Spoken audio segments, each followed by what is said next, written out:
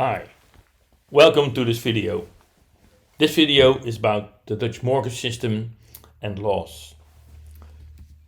In this video we will discuss first the question, what is a mortgage? We'll discuss the mortgage deed and we'll discuss collateral of the mortgage. And then we have a look at right in rem and what has to do the right in rem with a mortgage. And the last subject of this video is the lien of the mortgage. But first the question, what is a mortgage? And the Dutch word for mortgage is hypotheek. If I ask the question to students in my classes, they say it's a loan to buy a house, or it's the right to foreclose a property. And sometimes they say, yeah, it's a specific loan from the bank, or it's something which has to do with tax refunds. It's all true, but the really right answer is a mortgage is a legal agreement that creates a lien upon a real estate or another registered good as a security for the payment of one or more debts. So it's a right. And if you want to settle such an important right in Holland, you have to go to the notary. So we have a customer, which is the mortgagor. We have a mortgagee, which is the lender. And the customer gives the mortgage right to the lender. And in return, the lender will give the customer a loan. And to settle this, under Dutch law, you have to go to a notary by law. And the notary will pass the mortgage deed. And what will be the content of the mortgage deed? First of all, the parties, the customer and the lender. And of course, the collateral, the security, and that's the house or a plot of land or a building. That will be the collateral of the mortgage. And the loans that are secured by the mortgage. And last but not least, in a Dutch mortgage deed, there is the maximum amount of money covered by the mortgage, and we call that the mortgage amount. We have two types of deeds. Hypotheekakte, that's the Dutch word for deed. We have what is called a vaste akte. I would translate it as a fixed deed. And in such a deed, the mortgage right and the loan are described. So it's one deed, the mortgage right, and both the loan conditions are settled. We also have what we call bank deeds, bankakte. And in the bank deed, only the mortgage is settled, and the loans are in different documents in a loan agreement, and you can have more loans under a bankakte at the same time, but also during a certain period of time. So you can imagine that the bankakte is much more flexible than a fixed akte, than a vaste akte, the fixed deed. What I said, in the deed you will find the mortgage amount. And the Dutch word is het bedrag van inschrijving. It's the maximum amount covered by the mortgage. So the lender cannot claim more money than the mortgage amount. And it's the original amount of the mortgage loan plus some extra, and that is in general 30 to 35% to cover extra interest, penalties, fees, costs, etc. So here I have a loan, and if I do nothing special, the mortgage amount will be around 260,000 euros, 30% extra on top of a loan of 200,000 euros. But sometimes we have an extra high amount. In Dutch, it's verhoogde inschrijving. And suppose that we take an extra amount and we make a mortgage amount of 360,000 euros instead of 260,000 euros. First of all, the question is, why should we do that? Now, imagine you buy a house and you want to renovate it maybe a year later.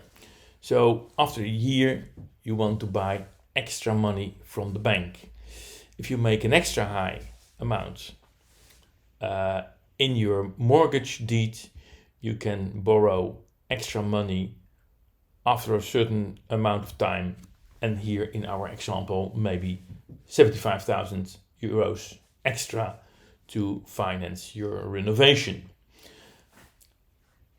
So you don't have to go to the notary anymore for the extra money, and your original mortgage deed is covering the increased loan, including the extra amount to cover the interest, the costs, and the fees. In a mortgage deed, there's always collateral. It can be collateral which is registered at the land registry. For instance, a house or a plot of land. And this is a typical Dutch plot of land with tubes. But there are also other registries, and there's also other collateral which you can use with a mortgage. For instance, ships or even planes.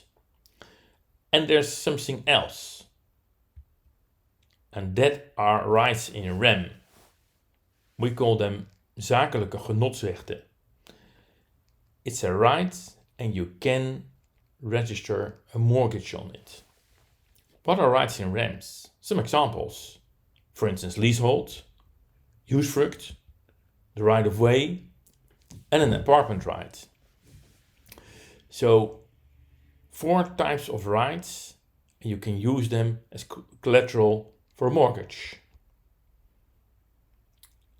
Let's first have a closer look at leasehold, and we call it erfpacht.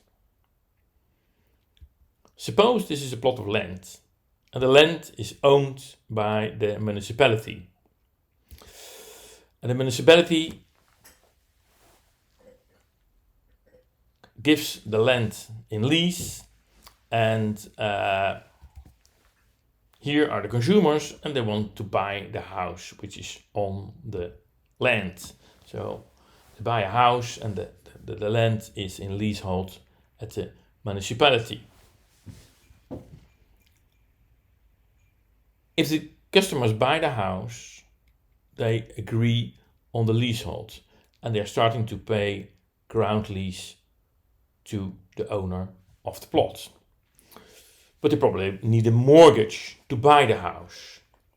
So they go to the bank, and the bank will give them a mortgage, and the collateral of the mortgage will be both the house and the leasehold of the plot of land,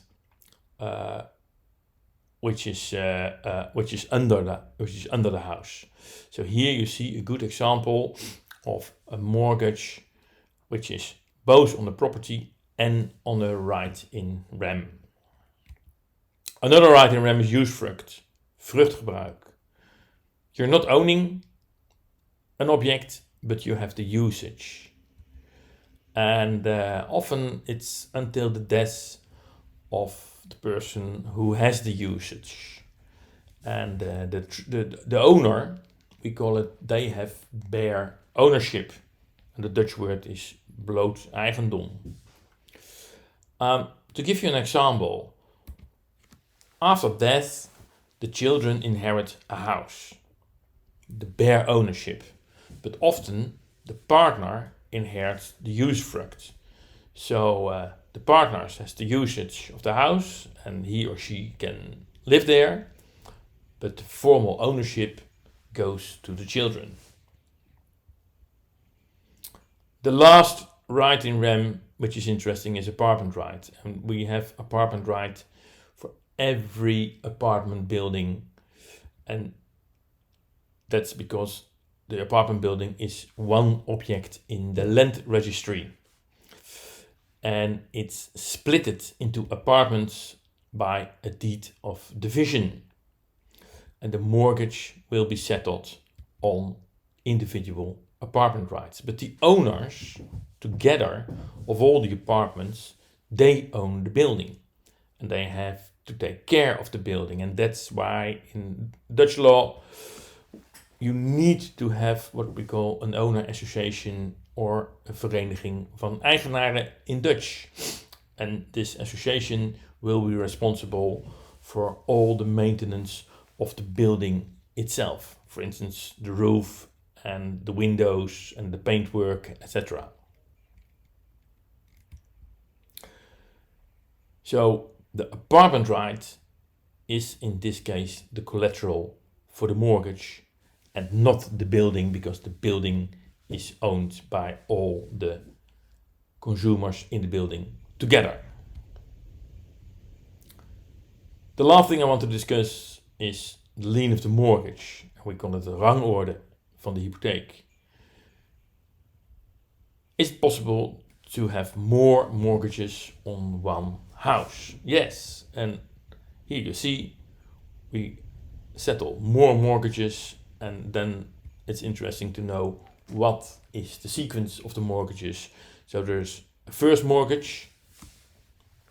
It's also in time the first mortgage settled. If there is another mortgage, there will be a second mortgage and even a third mortgage. Why is this important? If the consumer can't pay anymore and one of the lenders is willing to foreclose the property, the lender with the first mortgage will first get his money, and if there's then some money left, then the lender with the second mortgage, and then the lender with the third mortgage. So the sequence is very important at foreclosure of the property. What we have seen in this video is that the mortgage, it's a right, and you need a mortgage deed to settle the mortgage. And the consumer gives the right to the lender, and in return he will receive the loan. It's not only possible to have mortgages on properties, but also on boats and planes, and even on rights in REM. There are other models about the Dutch market. Interesting is the Dutch housing and mortgage market, and who is who in the zoo, and that's about all the parties in the Dutch mortgage market. Success with all your study, and I hope to see you soon at one of our seminars.